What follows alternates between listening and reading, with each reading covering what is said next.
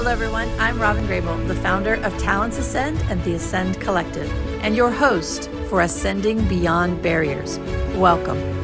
Ascending Beyond Barriers is an inspiring podcast dedicated to showcasing the remarkable journeys of small business founders who have faced and overcome significant challenges on their path to success. Each episode delves into the personal stories of entrepreneurs from diverse backgrounds, highlighting their unique experiences, struggles, and triumphs.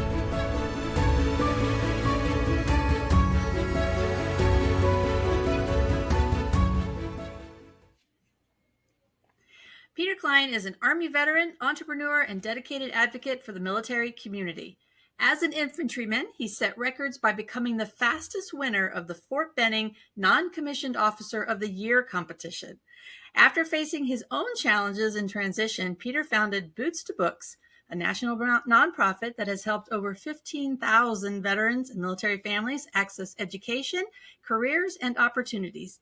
He also co-founded Service to Success, helping companies hire military talent, and created millmentor.com, a game-changing platform connecting service members with mentors. With a background in mergers and acquisitions, strategy consulting, and a Juris Doctorate in progress, Peter is building innovative solutions to uplift the military community. Wow. Well, welcome, Peter. Thank you so much for being here. You have a lot going on. I used to think I had a lot going on, but compared to you, wow. So, well, let's just jump right into the Juris Doctorate. Why are you going down that path with all these other things that you've got going on?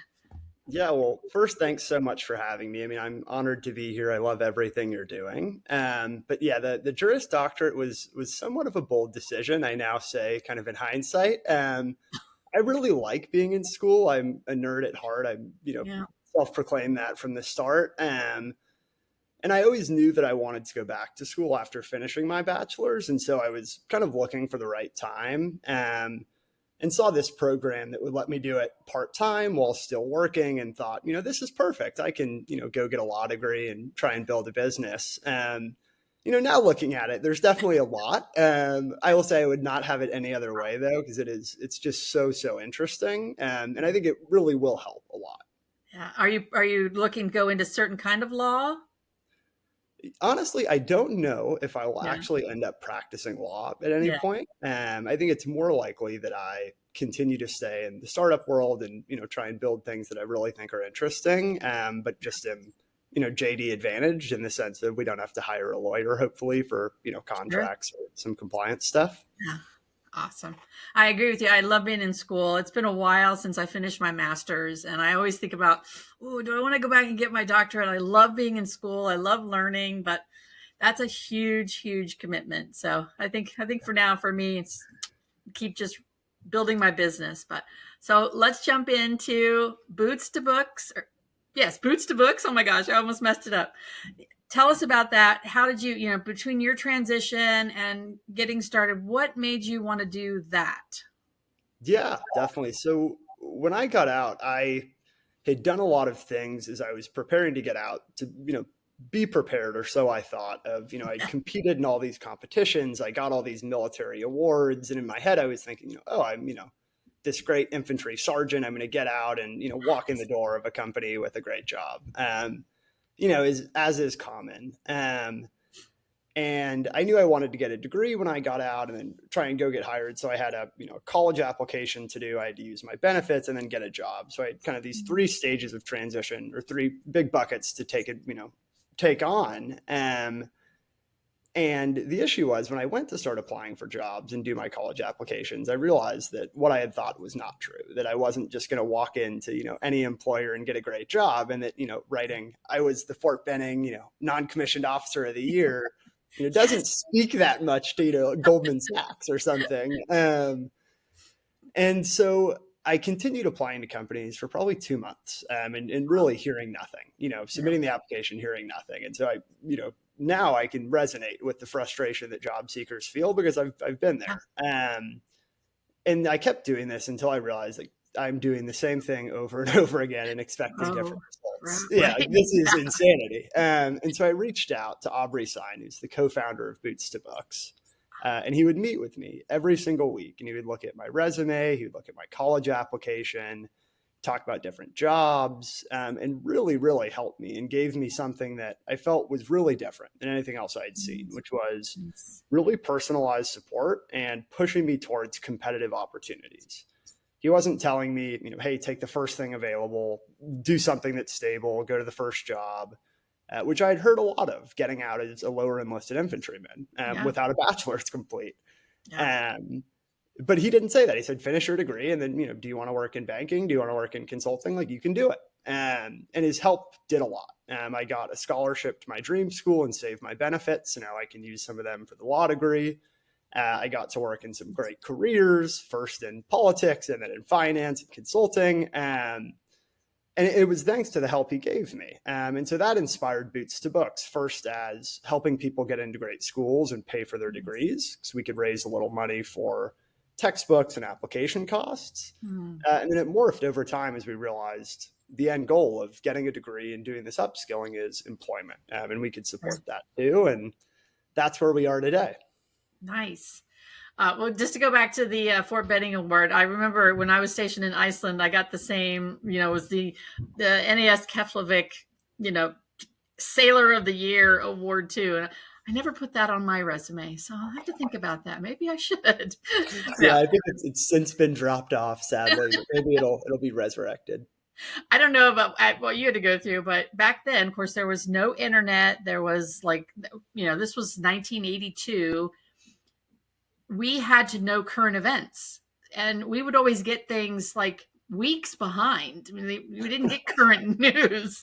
It was amazing how to stay up to things on without the internet. So just travel back in time there. So now you've got Boots to Books. Then you started Service to Success, which I also resonate with because the very first company I created 10 years ago when I first left corporate America was Service to Civilian. So it was very much that transition and that go from being in the service to being a civilian in civilian career. So tell us about Service to Success. Yeah, definitely. So the goal is for a long time, I'm working with Jay Salters. Him and I have both run nonprofits and worked. Yeah, Jay's amazing. And so is Act Now Education. I'll plug them 100 times out of 100. We'd been working with a lot of employers and, hosting events for the nonprofits, but started getting requests that were way beyond the scope of the nonprofit. Like, hey, can you help us set up a hiring program? Or can you do, consultative work? That is not what the nonprofits were founded to do. And it's not what the donors gave us money to do. To go give one-on-one consultative services to a for-profit company. That's not how they want our time to be spent. But we also realized that we're small nonprofits and we're splitting our time of maybe two people who are really, working actively on the nonprofit each, raising money and doing programs. And so it is almost impossible. And you see small nonprofits die every single year. Yeah. And so our thought is we can, one, address these needs from the employers, do that consultative work in another entity. But two, use that work to then support the nonprofits and make them, self-funding over time. So they're not as reliant on us going out and fundraising. Sure. And then three, the kind of tangential benefit for things like Mill Mentor is we have equity and nonprofits don't have equity. Nobody owns them. The public does. For a for-profit, you can give out equity. And so if you want to build a platform that's going to be expensive and there's development costs, for instance, yes, doesn't all have to come out of cash, which is not the case with a nonprofit. It's either the good of someone's heart or cash. So it's a little harder to incentivize people when building things. Yeah, absolutely. All right, so you touched on Mill Mentor, but I want to go back to your mentor at Boots to Books and what an impact you've already talked about, what an impact he had and she, sorry. But talk about Mill Mentor. How did it start? I think I know the answer, but I want everybody else to hear how you started it and why and how important mentors are. Yeah. I mean, I think mentors are the single most important thing in the military transition. I cannot think of something that will make a bigger difference for somebody, that will solve a broader set of issues that somebody could have. And I say that because so many of the issues we see when folks come out are not having a really succinct career focus or not having their resume or interview targeted to that career Yeah. or, not having the specific skills for some career. But all of this is, career specific knowledge, Yeah. or industry specific knowledge that you can't get usually just by Googling. You might find some broad overview. It's going to be hard to find, hey, this is what hiring managers really care about. Succinctly presented, here's how I would use it in the context of what you've done. Yeah. And a mentor can give you that, and it's free. It is the most amazing thing in the world, truly, that you can go on a website and say, I want to work at Bank of America. Okay, I'm going to find an assistant vice president or associate vice president at Bank of America and talk to him tomorrow for free who wants to help me, and will look at my resume, look at my interview, maybe give me a referral to the company. Yeah. It's just a complete game changer. And I mean, I've had really, really great mentors. When I first got into finance, I had great mentors who taught me everything I know about finance. And same with consulting. I mean, the CEO of the company T4 I worked with, Max Kurgan, was one of the best mentors I've ever had. And each of them, is shaped the way I think about running a business and treating people. Yeah. And so it goes beyond just getting a job or, looking at what degree is right for me. If you want to start a business, there's founders on there. So I think it's incredible. And it's, it epitomizes what the military community is there are, 400 people or so now who say, talk to me at any time that my calendar is open for free. I want to help you. Yeah. So yeah, I'm biggest fan ever of mentorship, if you can't tell. I'll get Well, off my soapbox now. Works. Like, give us the details about how it works, and like if anybody's interested and wants to sign up, give us those details. Yeah. So Mill Mentor, the goal is to make it wildly easy to be a mentor or find a mentor. So you can go on this website as a mentee and scroll through a feed of hundreds of mentors. You can search by their job, by their company, by certain things that might be an expert in, like resumes or starting businesses. And you find the mentors that you're interested in, as many as you want, and you can click and open up their calendar and immediately request time to talk to them. Nice. Once they confirm it at that scheduled time, you're both automatically called. And so you'll get a call on your phone, you'll answer it, it'll say, hi, this is Mill Mentor, press 1 to connect. You'll press 1 and you're connected. And so it's privacy safe. Neither sees the other's phone number, but it also fits into the everyday life. If you don't have to be in front of a laptop, you can be on base, you can be at a training exercise, you can be in the field, and it still works. And for mentors, the nice thing is you don't have to give a monthly commitment. You don't have to say, I'm good for 10 hours a month. You can integrate your calendar. You only get requests when you've set, I'm open and available. And then you accept those and make a difference when you can. So it makes it really, really easy. And this is, I will say, the beginning. We have a product roadmap that's probably 90 bullets long, and we're maybe 30 bullets through to, give you a simplistic view of it. And so there's a lot to come, really, with the goal of we want to give folks a free profile to make their job search as easy as possible. So a lot still to do, but we're making there always is. I'll say the biggest thing I've learned is there's such a big difference between starting what I'll call a services business. I don't even know if that's the right way to describe it. For Boots to Bucks, of like, we host events and do things, but there's not like a product or a software versus like a product business like Mill Mentor is. I mean, neither is charging veterans. I want to be excruciatingly clear, nor would we ever, but like, that's the core of what it is. Yeah. There's a big difference because doing product is so hard. Like product is so hard. And now I respect you all because I know you have an app, you have the whole interface, you have AI matching. Like product is just so difficult. And I like it. I think it's a fun challenge, but especially when you have, one developer with, you have 20 development hours a week and you're like, oh, wow, I've got, 200 bugs to fix and like a huge feature queue, each of which takes a month. And I'm like on a 3-month project cycle. Like, what am I, how am I going to do this? Well, Neil and I know that very well. We've been through several iterations of that, and we still have a long list of things that we want to do here at Talents Ascend. So, but I've learned too that it's progress, not perfection, because especially when you're rolling out a product, you got to get it out there so that people can give you feedback. People can help you, because ultimately, at the end of the day, if you're not putting something out that they want, they're not going to use it, never going to buy it, etc. So it's always good to just get it out there, get some feedback, and go from there. But yeah, wow. Well, what a journey.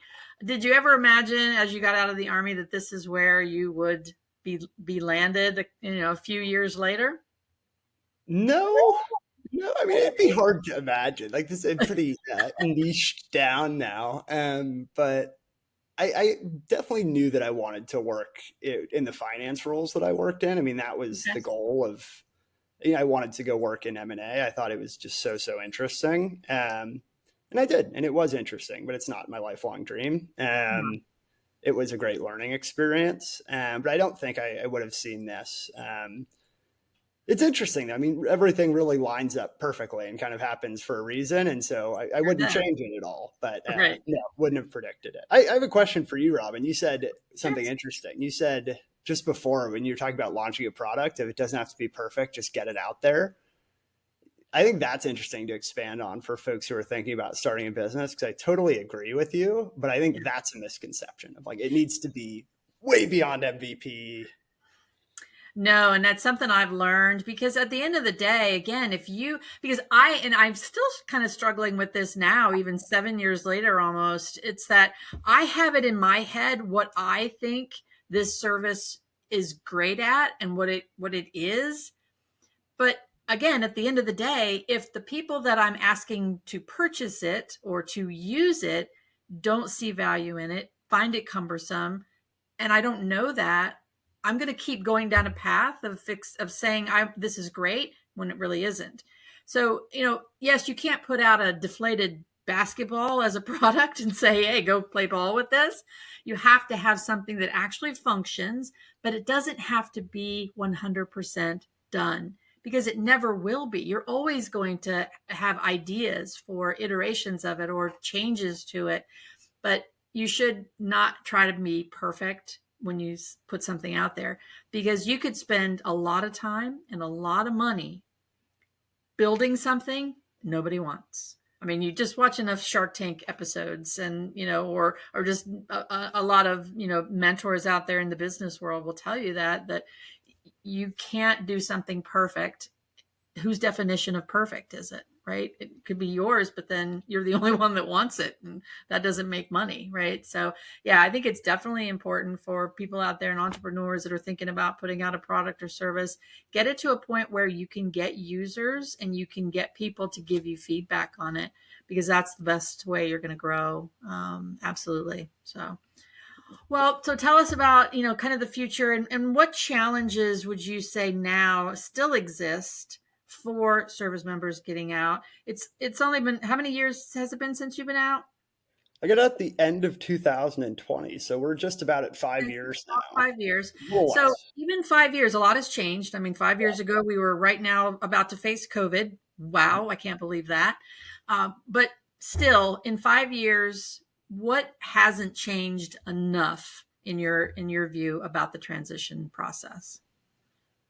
Yeah, I mean, I still think that a lot of people are not taking the important first step of just getting oriented. Mm, I think it's very difficult to serve hundreds of thousands of people well at a broad scale. It's like tap. sure. It's really hard to give Yeah. good generalized advice to 200,000 people. Yeah. And so I think that's the issue is a lot of people are saying, okay, TAP will do it for me, or, that career guidance is perfect for the industry I'm going in. And the buck Yeah. stops there when like, that's not the case of Yeah. TAP is like, here is intro to employment 101. And you have to go through, 501 to really feel good about it. And, Yeah. 2 to 5 are like the industry and what really matters. Yeah. So I think that's the big issue. And I think mentorship does a lot there. It does. And so I think that's the big one is we see a lot of folks get out and have one of two issues. The first is they don't know the role they want. They might know the industry. It's like Yeah. almost every day I talk to somebody who wants to work in cybersecurity, but they don't know what role. And, I don't work in cybersecurity, but I've been having this conversation for so long and referring people for so long that now I know, there's a big difference between like working in a SOC and being a GRC analyst. Like the skills are just vastly different. Sure. And so the resume would look very different. And so, that's kind of a career split. You got to pick one. And so just saying, I want to work in this industry isn't enough. Like that's not going to orient your career search. You have to find the job titles of interest. Or some folks just don't know. They say, I don't know what I want to do. And that's kind of the worst case. Say the second is they know what they want to do, but they have really no guidance on how to get there. Like they know I want to be a SOC analyst, but they're getting every CompTIA cert they can find and like doing all these kind of random trainings that don't matter that much. When if they like spoke to somebody who's actually doing this, they'd say, oh, no, you need to, do some projects, do this training, and then go to these events or whatever it is. So I think that's the biggest one. We could save a lot of wasted effort. Yeah. So it's almost, again, both of those scenarios, mentorship is key. Because if you could just talk to somebody, and a lot of people, I follow David Meltzer, very much will say, if you want to get somewhere, find someone who's been there and done that and ask them how they did it. Zig Ziglar says the same thing, help other people get where they want to go and they'll help you. So it's both those scenarios you just talked about, it's mentorship. So it's almost like the key to a transition, everybody needs to just get a mentor. So hopefully that's the vision for Mill Mentor. All right, I'll just give you your sales pitch. Yeah. Well, have I plugged myself hard enough yet? That's awesome. Well, in that regard, so tell us what you said. You've got a laundry list of about 60 other items you want to do with Mill Mentor. Can you give us a little bit of hint of what the future holds? Yeah, no, I'm more than happy to be transparent about it. We've been super open about it. There's not like a hidden strategy or anything like that. I think the goal really is to let the profile that a mentee uses to find mentors and book time with them be able to do a lot more, like apply for jobs, register for events, and find resources. With the goal being that one profile does it all. So if you're going to apply for jobs, you could one click apply, then you could scroll over to the next tab and say, I just applied for a job at Pfizer for a cybersecurity analyst. Can I find a cybersecurity manager at Pfizer who's on here as a mentor? And like, there's a good chance you could as it continues to grow. And so it'll really be kind of a secret weapon for careers for the military community. And you could scroll 2 tabs over and say, they want somebody with a CompTIA Sec Plus. I can't pay for that. Who does? And then find Act Now Education 2 tabs over. Nice. So that's the goal is to make it this central hub that lets folks do everything. It's a long way out. And I think, I'm learning, we will set a timeline of it'll take 3 weeks and, it never takes 3 weeks. It takes 3 weeks to like find the bug that takes 3 weeks to fix to then have it. So who knows when we'll have it, but I think we're now feeling better and better about where the mentorship side of the platform is of like, we feel like it's strong. There's less bugs than before. It's, really getting positive feedback. So there's less of a rush to build the other parts. We're definitely still foot on the gas, but of course we're benefiting people today. And so we feel a little happier than we did as we were like trying to just get mentorship working. But see, that's really reinforces what we were just talking about, because had you said, all right, we've got this piece we want to do, we've got Mill Mentor, then we wanted to do this, and we wanted to do this. If you had waited until all 3 of those pieces were developed and done, you're missing out on already helping so many people with Mill Mentor as it is today. And then you can continue to help more people as you grow that. So again, just going back to that, doesn't have to be perfect when you put it out there. You can always make changes, but get something out there so you can start helping people and doing great things. So awesome. Well, Peter, sorry, did you have something else? No, I was going to say, I agree with you. I'd also add, like, you can do each phase with as little work as possible of like, if you're going to start a business, like most direct to consumer businesses, at least, like you can start with a landing page and a wait list and see if 100 people join the wait list, and it will use Replit, coolest tool I've seen in the last year. Replit, Replit. It's the coolest thing I've ever seen to build a startup landing page. And you can build a landing page in an hour, see if 100 people sign up, and then do it. And then, build the first iteration of the product, get a bunch of feedback, and then, build the actual thing that's going to be strategic about it. Your vision is usually not correct. Yes. But yeah, I just wanted to reinforce that. But no, thank you. It's always super fun just chatting with you. I feel like I've always get something to learn from you when we talk, and so I really appreciate it. Oh, thank you, Peter. I appreciate all you're doing too, and love being, a resource for you and partner with you, and just watching all your success. So thank you so much, and good luck with everything. Thank you. Same to you.